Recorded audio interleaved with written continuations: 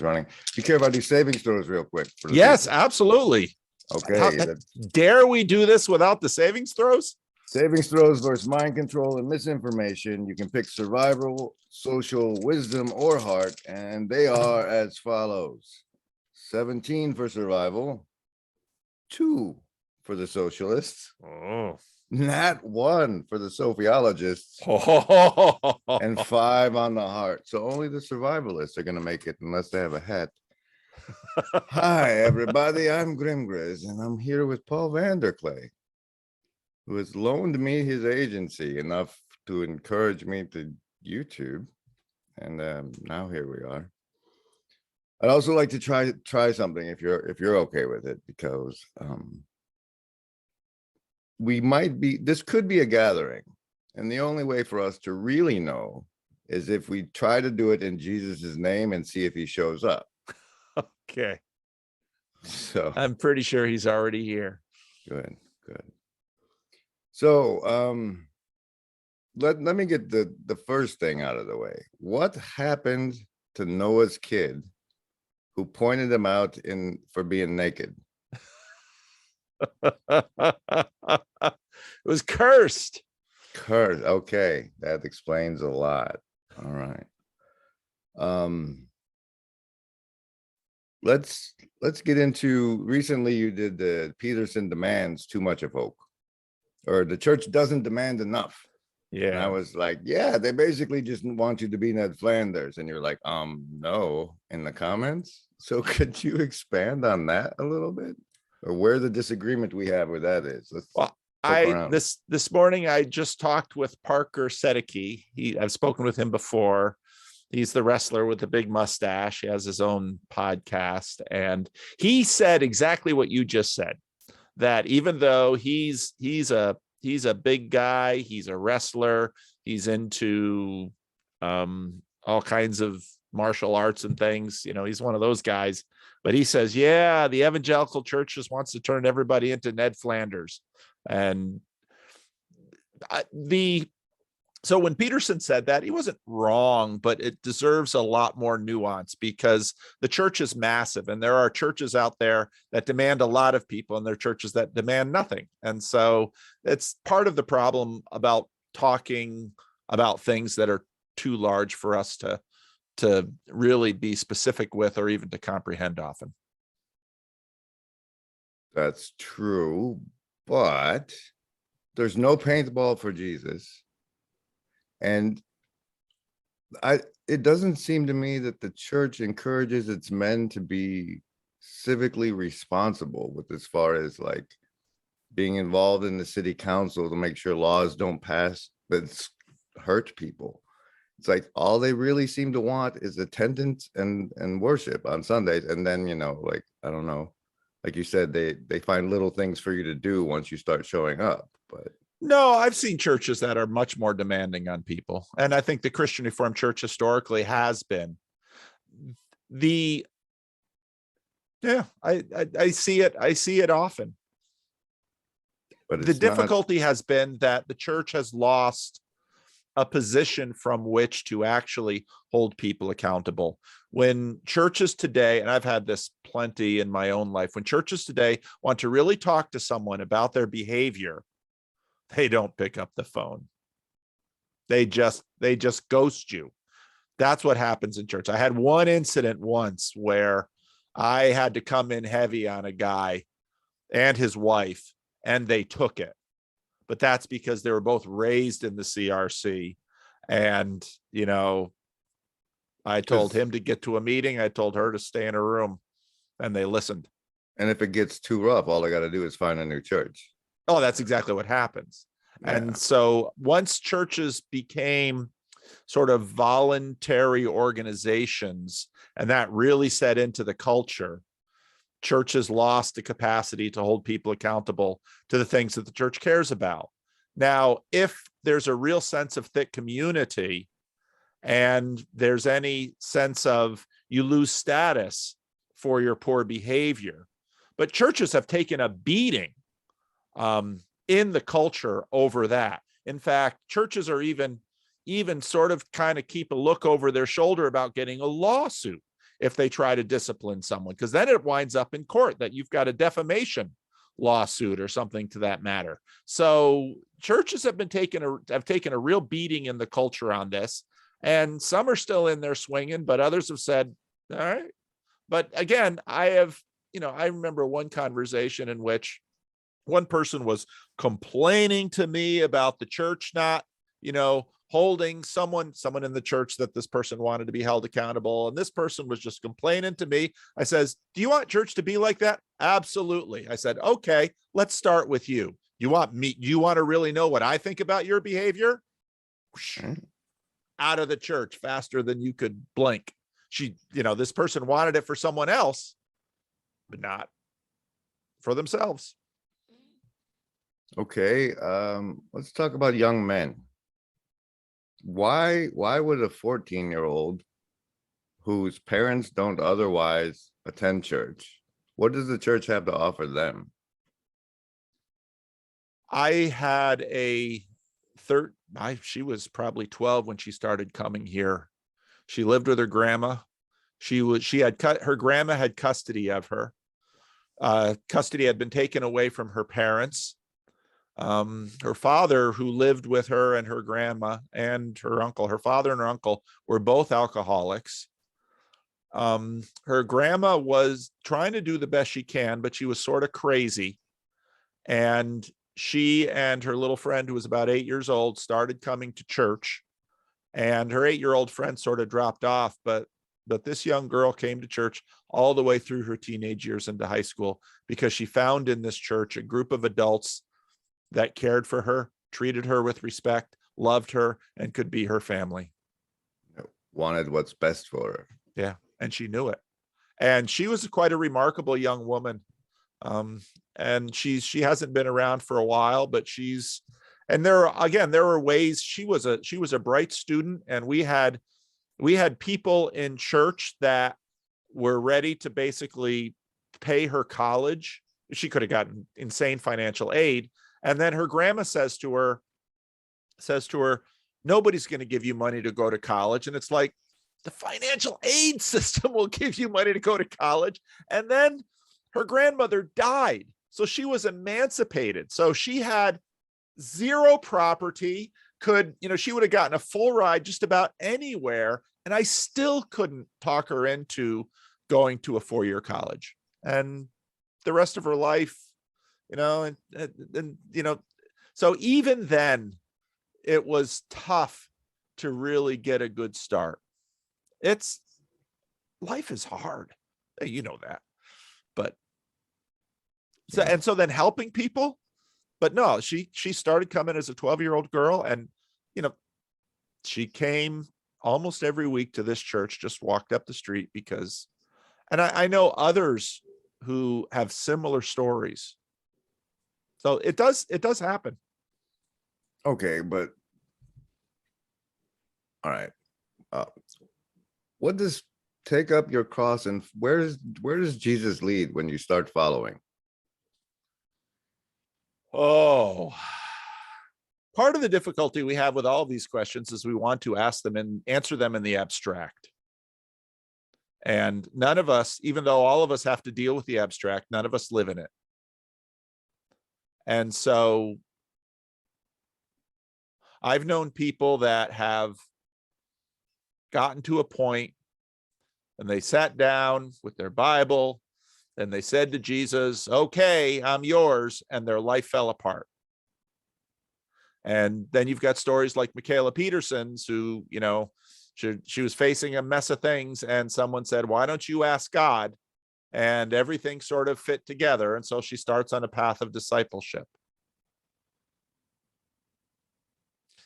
For some, if you look at a religious layer, sometimes people say, okay, and then they get into the church, and let's say a pastor or an elder or someone in the church is going to lay out a discipleship program for them, and it goes great. I know people who have been in jail, and the preacher, usually in the small Pentecostal church or something, the preacher who's been in jail will come in and say, all right, kid, I'm bailing you out. You're going to come and live with me. And that's going to change that kid's life. And I know stories when that happens and it blows up the kid's life. But so what does following look like? Just going to church and asking for direction, or going to your closet and praying and asking for, I mean, he's not here to follow technically at the moment. No, but people follow all sorts of things anyway, even without a physical person. And even when you have physical people in your life that are giving you direction, that still doesn't get it. It's obviously, to a degree, a metaphor about trying to figure out what Jesus would look like, somewhere approximating your situation, and figuring out this is what Jesus teaches us. And I know full well that across human history, people have tried to follow in lots of different ways, and some of them really screwed up. I know all that, but what else we got? That reminds me, whatever happened to what would Jesus do? Yeah, They had those little bracelets, and then all of Yeah. a sudden, nothing. I think it was when Arms, he had the bracelet thing too. And of course, that didn't go so well. Oh, Lance Armstrong. Lance Armstrong, live strong. That's how they beat that. Went with Okay. all the bracelets. Yeah. Maybe someone figured out that they were cutting off circulations and hands were atrophying or something. Who knows? You want to do pornography or Revelation next? It's your choice. Revelation. Okay. Why is it not a big deal to you? What do you mean? I mean, my vibe from every time I've poked you about it is like, yeah, that's kind of Constantine. Like that happened in Constantine. It's not really applicable today. Is the vibe I catch? Is that I'm guessing I'm misinterpreting that? Can you spin me your take on it? The church is sort of stuck between the preterists that said, well, it kind of Preterist sounds too much like pederast. So could you clarify that for me? Preterists. The preterists believe that when you read the book of Revelation, it's speaking about events that were more or less concurrent with the writer of the book, or within a few years at least. And then there's the perennial. And so Peugeot is a perennialist, meaning like the perennial flowers come around every year. The pattern, So yeah. the book is about patterns. So is the book about singular events, or is the book about patterns, or is the book about the future? The church has always the church has always kind of held all three of those things together. And so you can sort of flip back and forth if you want to when you're dealing with the book, which is kind of a cheesy way of being a weenie. But there's really no other answer, because if you say the book is only about the future, that meant that the book was meaningless to the people over the last 2,000 years. If you say the book is only about the past, that ignores the fact that so many of these patterns seem to come around again. So the perennialism also sort of has a futurism built into it. A lot of people I've also lived long enough to remember in the 1970s when people mapped onto the book of Revelation, the Soviet Union, the state of Israel, and I watched people just running around playing that game. And then when 1980 came around, or 1984, and Armageddon didn't happen, I would have expected them to stand up and say, my bad. And they never do. So at that point, I realized these people are playing a game. I'm not going to play along. It's kind of a chump game. And then when you look at the history of the use of that book over church history, everyone has sort of understood that Martin Luther was expecting Christ's return to come quickly. I remember in the 1980s, my mother-in-law saying, Jesus has got to come before the year 2000. So. All right. But now we're looking at, you can't buy or sell unless you take something. And the wars and rumors of wars, we're pretty close to touch not the oil and the wheat. Yeah. Why aren't there more Christians flipping right now about it? And why? Like, I am not a professing Christian, and yet I'm flipping out about it, and a lot of other people are flipping out about it, but everybody else is like, oh, that's okay, go ahead and take it. Well, I listened to I can never remember that dude's name on Rogan a few times ago, and he was talking about this digital currency that the governments are going to have. And, you go into the store and you want to buy your alcohol or your cigs, and it's like, no, you can't buy any more alcohol or cigs with your card this week because, yeah. So that's very much on the forehead, number 666. You can go all there with that. But there's, this was said about Social Security, the Social Security numbers, the number of the beast. People played that up. And so Christians aren't dumb. They've gotten spanked for a bunch of these things before. And it's kind of like, I'm going to kind of measure my words this time. And, COVID, a lot of people sort of freaked out about COVID and COVID passports. And, well, yeah, are they putting together the machinery? Quite possibly. But then again, maybe not too. What's on the front of your credit card? There's a number. Okay, but this is the first time Americans have been denied privileges if they don't take something, as far as I can remember. Have you been in jail? No, I'm a good boy. I've always been a good boy. Please. A lot of Americans have been denied a lot of things for a lot of reasons over the years. So now, granted, the possibilities now, given the technology we have and the fact that curve is increasing, well, yeah, it's scary. They demonstrated it with Trudeau's truckers. Yeah, it's plenty scary.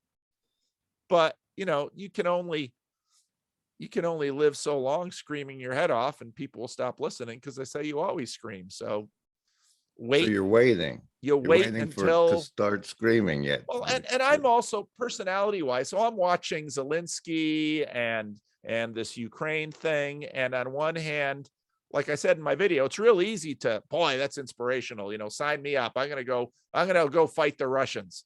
I feel that in my heart. Another part of me has lived long enough, and it's like, where's this going to go? Zelensky's sort of setting up total war. Once Ukrainians start taking pot shots at Russians in civilian clothing, are the Russians going to start mowing down civilians? Is this going to be a good idea 10 years from now? These are hard questions. But the thing is, you also see enough popular enthusiasm, and I've seen enough wars start to know that when the war starts, you just look at the pattern. When the war starts, everybody's signing up because, well, we're going to stop the communists in Vietnam. Send me. Well, okay, Vietnam didn't go so well. What was that going on? So the world is real complicated. And so, I'm a person that tends to sit back, and I have my feels, but I also watch myself because I've gone down some roads that later it's like, wish I hadn't gone down that road. Would you do us the kindness of telling us the story of one of those? Oh, well, I don't know. I voted for Ralph Nader. Well, a wasted vote is. That'll give you an idea just how, Al Gore was too conservative. Do you remember Ross Perot though? I didn't vote for Ross. Can I finish? That was about the time I became like politically aware at all. So. Yeah. So it's in that way, I'm sort of classic IDW. I mean, I have the magnet on my dishwasher. You have kind of the dirty, clean magnet on your dishwasher. I've got Bernie and Hillary. I mean, that's how leftist I've been. So, and I think back and I think, and I think about, I love your, part of the reason I, really respect a lot of what you've done is because you're very clever with language. And, your conversation with Civillo, I thought was really excellent. And yeah, I've been programmed. And sometimes I look back on the way I've been programmed and, well, I'm a little suspicious of being programmed again, but I also know that I'm always programmed. So let's go into that then. Why is it okay for you to watch Netflix when they do shows like Euphoria? I thought Netflix was on HBO Max. You mean Euphoria? It might be. It might be. I don't watch TV anymore. I It's actually don't watch any Netflix hardly at all, unless someone points something to me. About the only television I watch right now is Survivor with my wife, which has been interesting. And then once a week, we'll watch The Bachelor or Bachelorette with my daughter. And that's kind of a hoot because it would bring my son and my son's girlfriend, and we kind of have a good time talking about these poor people and how these both of those shows are all network torture of individuals for our amusement. It's Hunger Games on TV. And that's about, and then if someone says, oh, you got to watch this. So I watched that vampire show on Netflix. the mass one you did the video on. I watched that. So I don't really watch that much TV. I just don't have time for it. Well, yeah, there's plenty of other sets in our hands now. We don't need the altar in our house as much anymore. Right. Okay, let's Papa Peterson talk then. Why you do understand that he's the metropolitan of the Church of not following stupid rules.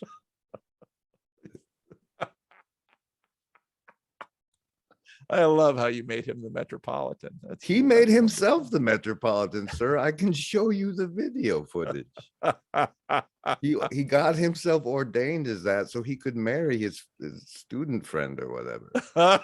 He could perform the ceremony. And everybody's like, when's Peterson going to go to church? He started his own already. Yeah, it's true. It's true. It's like naked in the tent stuff. And I'm cursed for pointing it out to people. Get in the test.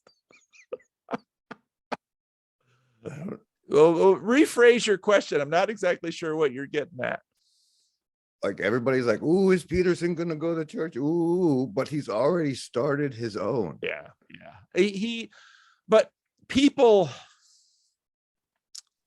now you're not married, but marriage and family are a big deal when it comes to church. And if his wife starts going to mass, she's gonna start to lean on him. That's if he starts going to church, that's probably how it'll start. But she's split between the rosary and Sam Harris's meditation app. So it's people's religious lives are eclectic and usually not terribly rational. People are not rational, hardly at all. It's very unusual to find a rational person. It's dangerous when you do, because they're cold and calculating psychopaths that run the world. Why do you think psychopaths and sociopaths do not run the world? And where's your evidence of such? Oh, I don't think if you look at, well, who's running the world? Is Putin a psychopath? No, he's a puppet. You're not going to know the names of the people running the world, Paul. Come on. There's a lot of truth to that. But they're see, and this is where we sort of get the one level up conversation, because what's running these oligarchs, people, even at lower levels, even as a pastor, you get into a church and you very quickly realize that you're sort of hemmed in by a whole bunch of things as a pastor of a church. And almost any position of responsibility, you're being impinged upon by all sorts of forces. And there's usually no one individual that's a puppet master running the thing. It's much more like a Bilderberg group or a World Economic Forum. No. There's stuff running them, and they're not, and it's one level up.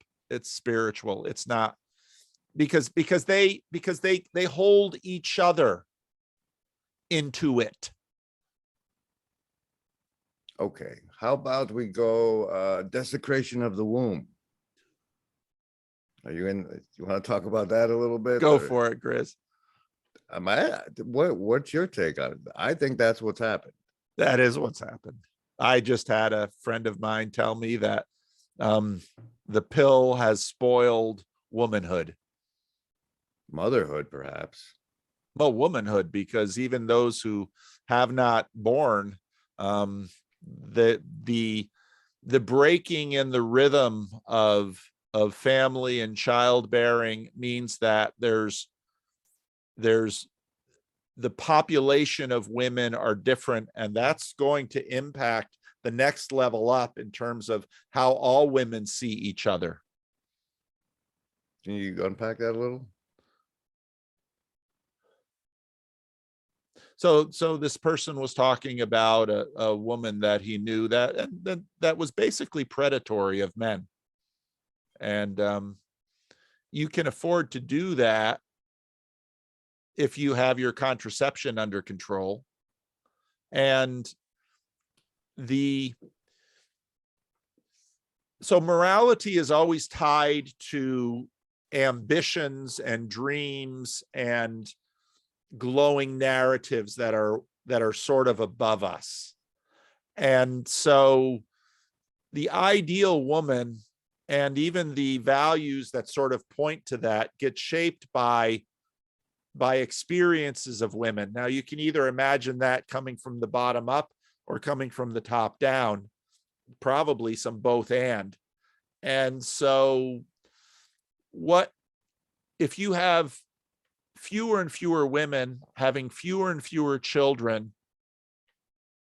That's going to change how society defines what a woman is. And the same true for men. So that's working on people. So it's not just that, like, the pill is you lying to your body that you're already pregnant, and those hormones shaping. There are so many factors in this. So that's surely when Papa Peterson talked about the fact that we've only had the pill for 40, 50 years, we have no idea what this is doing to us. And he's right. We don't.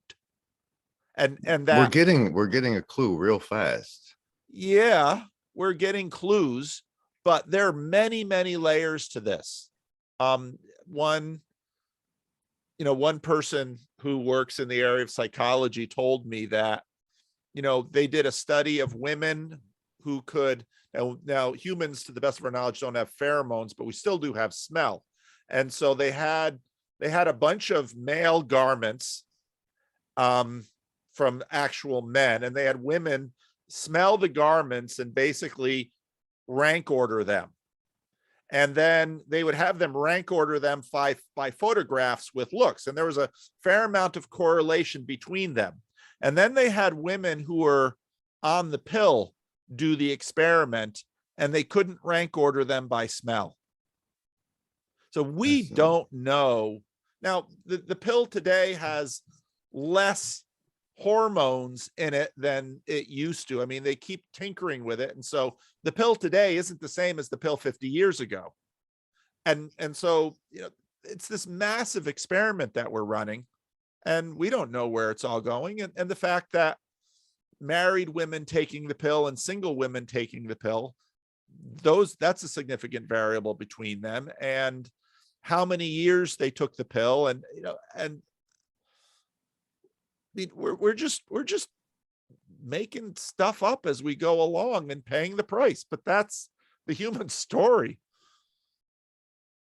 Speaking of the human story, I personally think that the meaning crisis is a lack of a species level telos right now.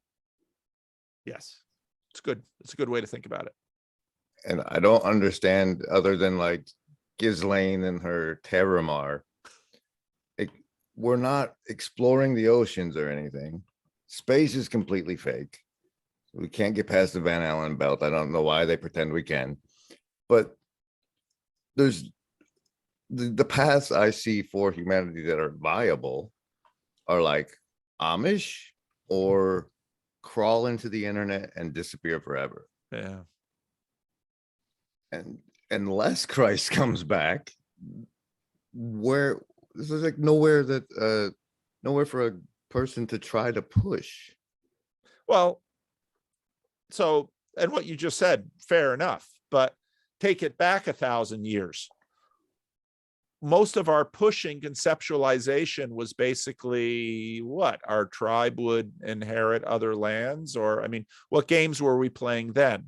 So humanity has a pretty remarkable way of narrativizing its world and seeking things within it. We're a pretty restless group of creatures. So I think you're right in that well, that's what Vervaeke says. I mean, it's the breakdown of the great religions that causes this, because those religions provided a narrative telos that pointed us towards, if the religion had anything worthwhile to it, towards decent things. But we don't seem to be, a lot of people are quitting the game. What, 1 million suicides a year, something like that? But out of 8 billion people, I'll tell you, if I wasn't kind of scared like reincarnation was true and you get worse if you take the easy outs, I don't have much reason to be here. But now, okay, so let's look at proximal issues. So I do have children. I do have a family. Now, none of my children have, as of yet, reproduced. I hope they do. So one of the things that I have seen, and I've seen a decent number of people who have left their faith, is I can appreciate the fact that people have left their faith because they just didn't simply find themselves believing anymore. But I also haven't seen how a lot of people throwing away their faith has helped them. I've seen them to be more anxious, less focused, more prone to seeking out distraction and disillusion. And so I continue to be a promoter of the Christian faith for the betterment of people, because I think it helps people live better, happier, more purposeful lives.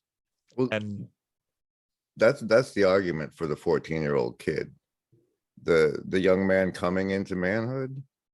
Like, the competition between the faith and the rest and secularity is FOMO.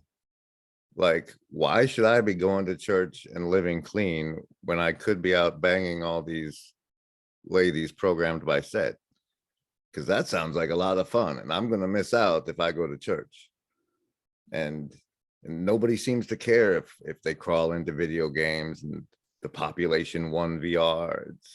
I wouldn't say nobody seems to care. Nobody's a pretty big group. Well, they don't advertise it. Then the marketing for the people who care about what happens to our children seems real bad. Yeah. But there certainly are people who care.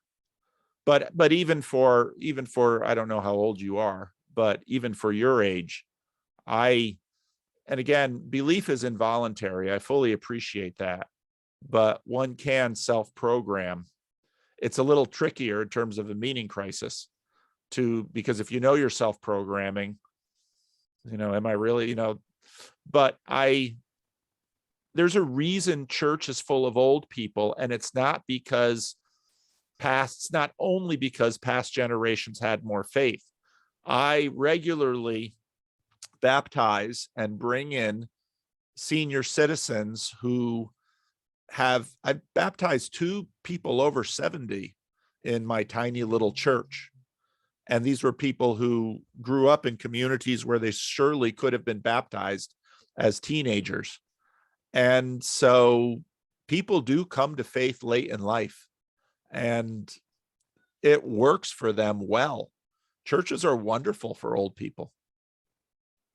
But are they wonderful for young people? Can be.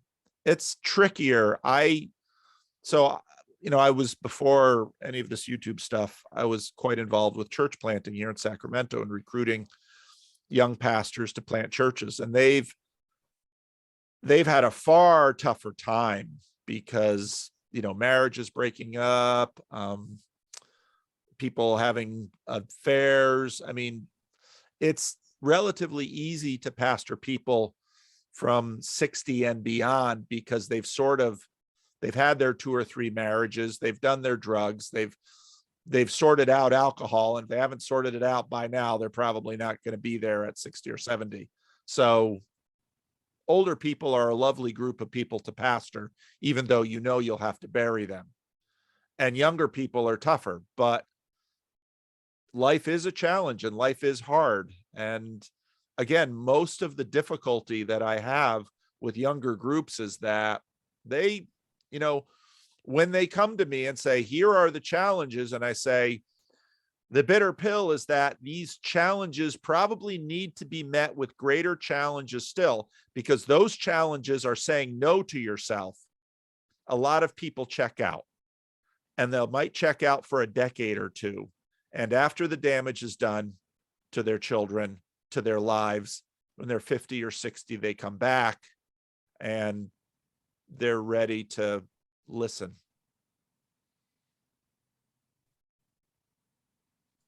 Missionary church planning skills. What are those? What does somebody trying to plant a church need to know? What do missionaries need to know? Missionaries need to be on a mission. They need to be driven. They need to believe in what they're doing, and they need to be extroverts, and they need to talk with a lot of people so they can have a sense of what's going on in the group of people that they're trying to unfold.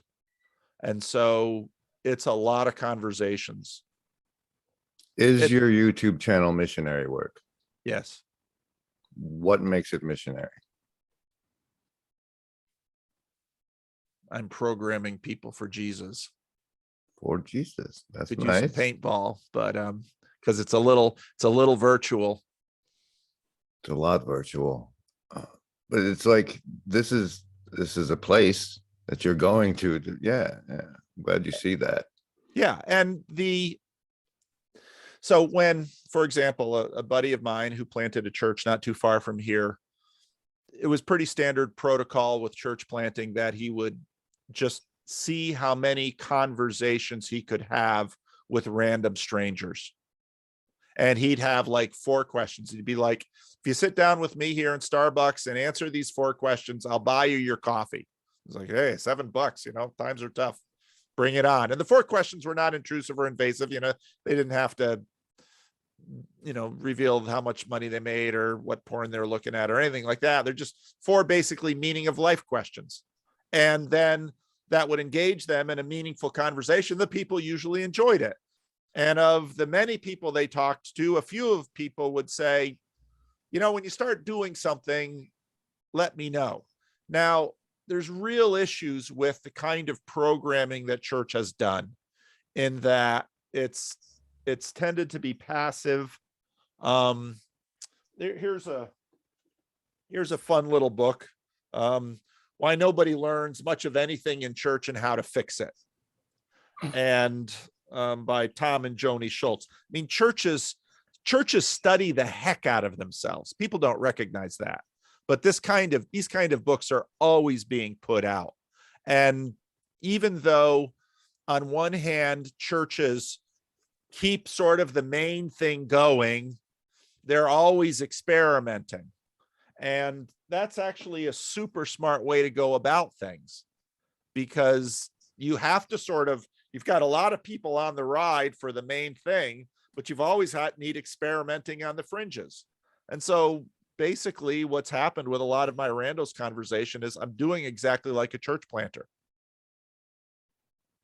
Well, it's kind of like, hey, would you like a sample of genuine human connection? Because otherwise you're probably not going to find it out there. I've been going back and forth with someone who's written me, and this person, I don't know this person at all. They don't live in the US. This person describes themselves as autistic, and just by the virtue of the messages this person has been sending me, that person has some real challenges in life. And the degree to which I can actually help this person via, messaging on the internet, almost nothing. But then again, I'm neck deep with people all around me that there's fairly little I can do for them.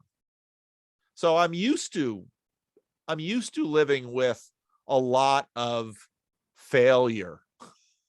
My whole life has been a lot of failure. I mean, people sometimes will be, well, if you did better, you'd have a bigger church. Like, maybe, probably, but I'm not, failure doesn't bother me.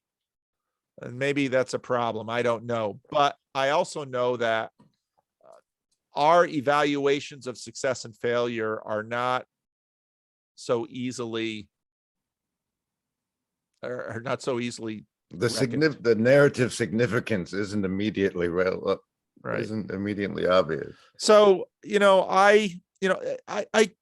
I completely understand when people come to me and say, I tried Jesus and it didn't work. Yeah, well, what did you too. take it for? Yeah. Was it an aspirin? I get that, but I also live and work in a place where I see it does work. And that's, when you ask me what it means to follow Jesus, I guess the best answer I could say is that's what I'm trying to do. What does it look like? Well, in terms of a Dutch Calvinist in his late 50s, it looks like me. What is the most miraculous thing you've witnessed personally, if you can share it?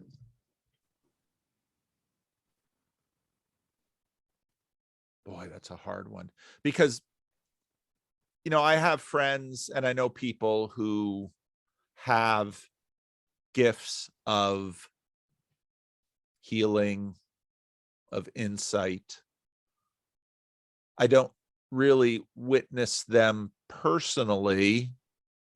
But like you saw the lady that wasn't walking and then you saw her walking or something. Yeah, no, I haven't had, well, see, the difficulty with miracles is time frame too, because when you, in a lot of ways, the really big miracles are someone who you look at and know, boy, if it's really amazing that they ducked that kind of life over there and were able to live this kind of life.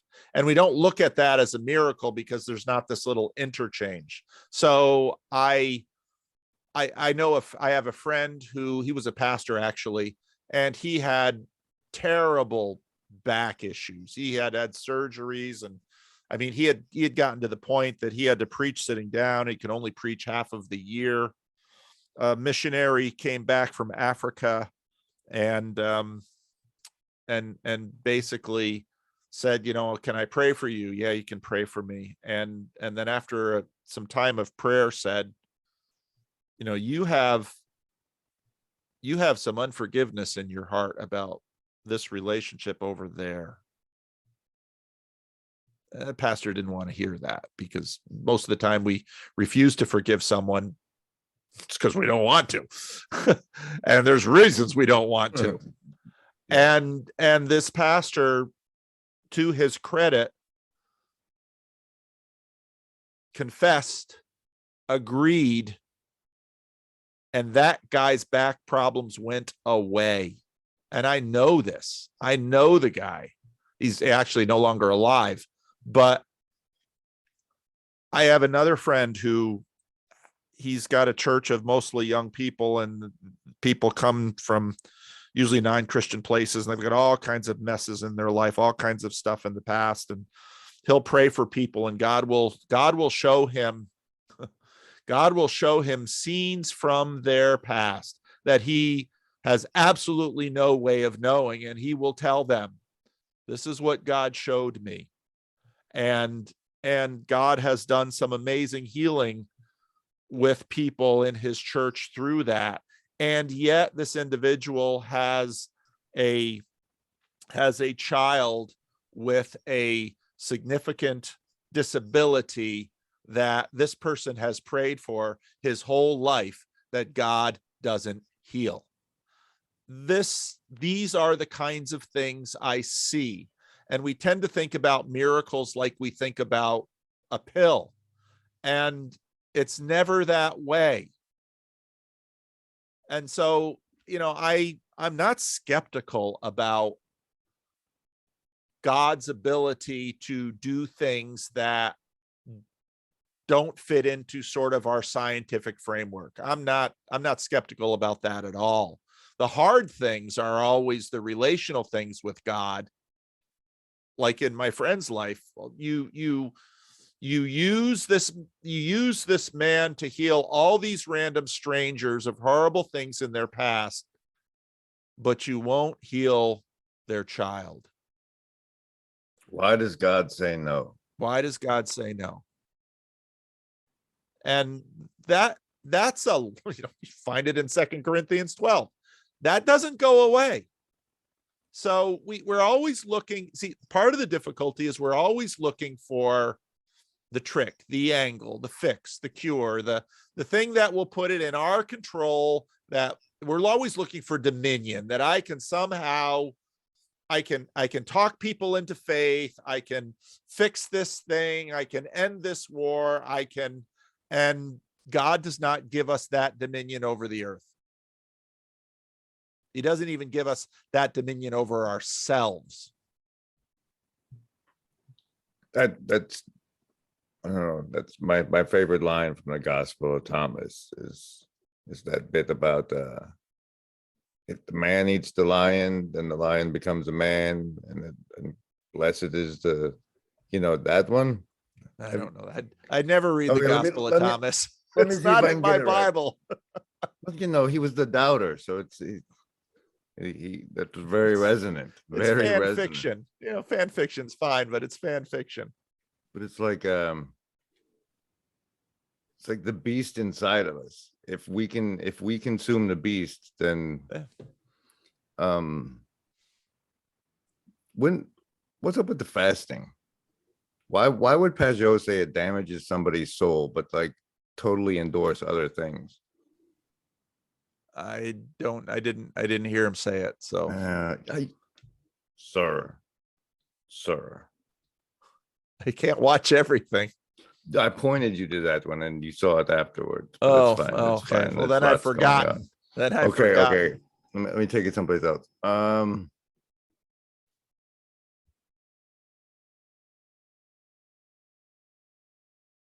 No. What's that? Griz talks about the shadow matriarchy. What is that? What's he even talking about? Women have power. And there's something about feminine power that prefers to move unseen. It's arenic power more than agentic power. It's in the shadow. You can't see it, but it's a hierarchy and it's power. Okay. And that's it was interesting because Pajot's done a couple of interesting conversations about the feminine. And I think Pajot's right when he says this is something that you can't talk about everything, because there are things that are best left unsaid and things that you just can't bring it into reality with words. And there's something about certain kinds of feminine power that is that way. But it's, and this is where the evangelical world has been in knots over women's leadership in church. And it's like, well, women have been leading church communities for a very long time, and they have tremendous power. It doesn't, and like you said, just looking at everybody who's sitting in the chairs with the titles and the offices and the names never tells you anything about who and what's guiding the organization or the future. So irritate the wrong wife and see what happens, right? Hey, I've told the story before where, pastor would be in this is a church, only men in council, and some elder very sanctimoniously says, well, I'll have to pray about this. And the pastor slides him his cell phone. He says, call your wife right now. Let's get this vote done. The pastor knew. I have to pray. It's fair enough. Mama ain't happy, ain't no one happy, right? Oh, let's see. I gotta come up with something big to end this on. It's not easy. What is living water? Well, sometimes in the Gospel of John, it's the Spirit of God. But what is the Spirit of God? And what is spirit? So that's how it's used in the Gospel of John. But anybody who, without running water or refrigeration or bottled water or thermoses or anything like that, if you have a cistern, which has basically been accumulating water, and that animals can fall in, and, or if you have a nice babbling brook, it's no contest which one you want to drink from. Did you watch that short thing I sent you in the DM thread on the Twitter, the bread one that I put out recently? Let's see. Because you were, I don't know if it was your, I think it was your rough draft for the sermon. Uh-huh. And then like something happened outside. Oh, when I was doing my rough draft. I don't see, the only thing I see in the DM is, our daily bread. Yeah, that one. I didn't watch it to the end. That, to me, like that really spoke to me. It's because you were talking about, I don't know, what is it? I don't know the line of the bread as well as the water one. What's the line you were going over for that one? Like, I know it's please, sir, always give us this bread. Oh yeah, that's what the crowd wanted. But it was, I am the bread of life. The bread of life, that's what it's called. See, it, to me, that happened in that video you recorded. Like, your face got really irritated that you got a loaf of it, but like that you were able to like go help an actual human being in their actual real life. That, to me, it just struck me as the bread of life. I'm trying to figure out who knocked and why at that moment. Somebody was yelling outside. I don't know if anybody knocked or not. You could hear them on the mic. Well, it could have been that sometimes parties develop outside my door while I'm working. And a party developed last night, and I posted pictures of it on Twitter. What kind of party? Was cereal involved and an upside down shopping potting cart? soil. Yeah, I saw that. Maybe Billy will clean it all up before I've got him trained now to pick up his bed and put it away when he leaves, so I don't have to stumble on it when I go home from work. But no, it's, and my relationship. Is that the bread of life, or am I off base on that? What? Like what I do with people? Yeah, is that the bread of life? Sometimes not. So, it's so hard. I mean, this is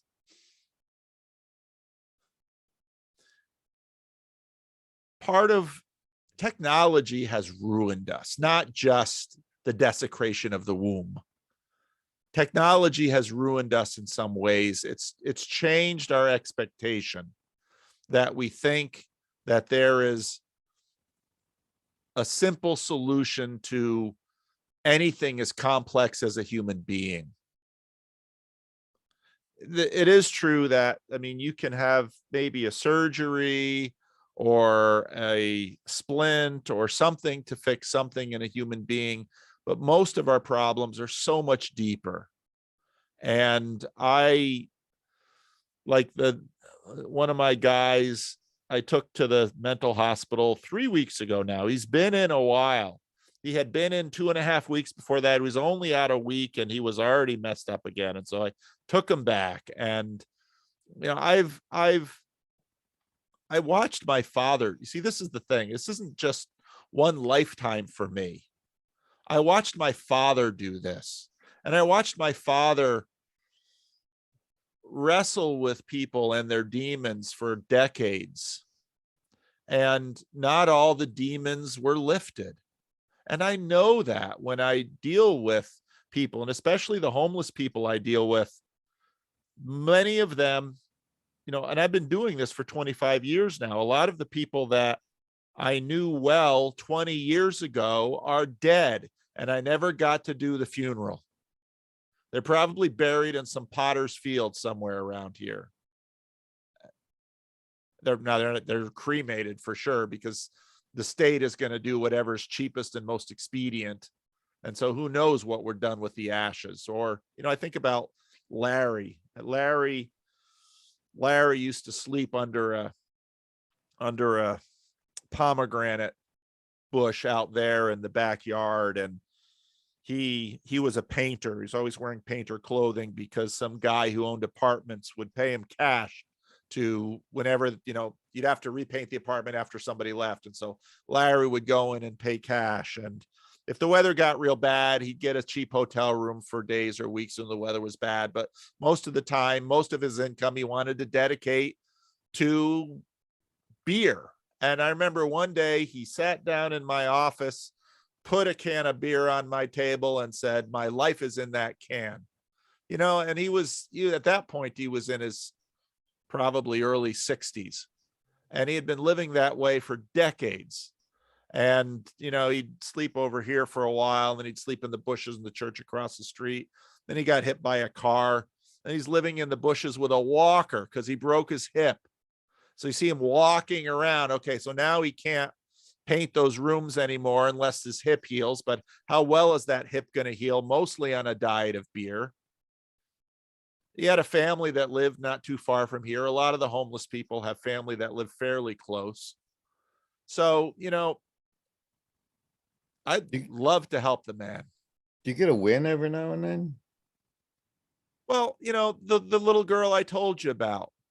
Well, I mean more like the old homeless that you deal with all the time. Any of those ever pull out?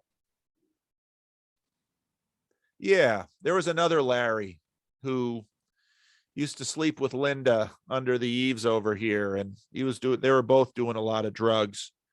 He pulled out. He was a vet, so he was able to get some medical attention from the vet, and he got his life together, and he got back into a place, and he got a car, and he would stop by every now and then, and we'd have a nice chat, and he mostly had his life together, and then he died. I don't remember what he died of. But you put miles on your life real fast living that lifestyle. I mean, you'll get some kind of hepatitis at some point. You might get AIDS. But he pulled out, and Linda's still on the street. Every now and then she'll knock on my door for bus fare or something like that. And so I've known her 22 years now. Her kids are all grown. Her mother was raising her kids at that time. She had a couple of nice daughters, so they're adults now. But it was the same way with my father. Some pull out and have something. I knew another guy who he had lived a rough life, and he had gone into a coma, and God came to him in the coma and basically said, "It's time to clean up your act." So he came out of the coma and shows up at my church one day, throws himself headlong into every Bible study, every service. Older African-American, always came, would come dressed for church, had a relationship with 2 or 3 women that he had to kind of sort out, and, really enjoyed him for about a year. And then he had another major stroke, and that finally put him under. So, but that was the story of my father's ministry too. People will live certain ways, and then maybe towards the end of their life, they kind of realize they're facing the end. They pull their shit together, they clean up their room, and they'll have a season of joy, but they'll wrestle with, and when this guy died, there's a lot of conflict between the various women who he had various children with, and then other ones showed up at the funeral, and gosh, what a mess. But he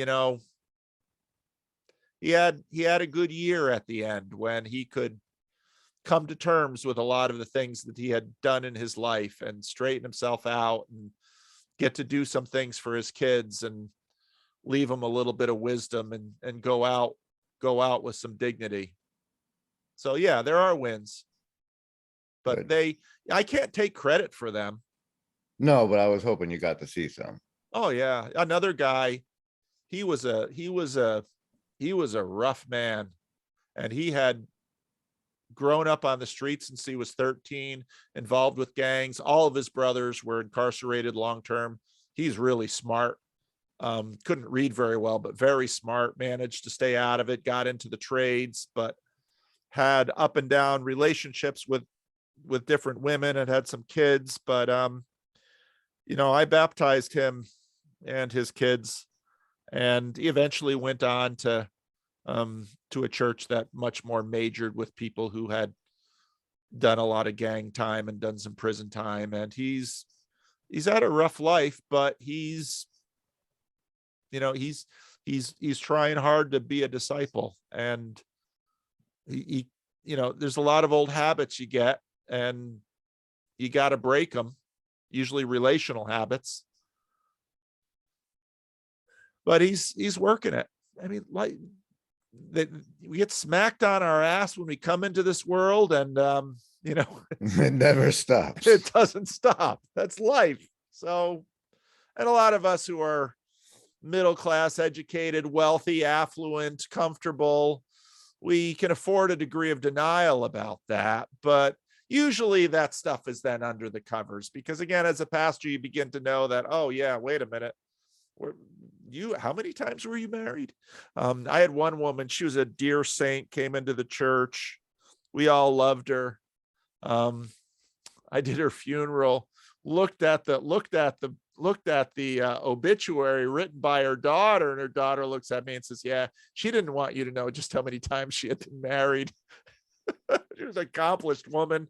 An accomplished woman. A great That's saint. what you call that. Life is hard. People mess up. And what the church can be is a place where people can honestly be real and maybe help each other along and have Jesus help get them through here. That's what the church can be. Well, Paul, I want to thank you for your time and attention. And I want to wish the best to your congregation, your shadow congregation, and your missionary work. Thank you. I'm stopping recording. All right.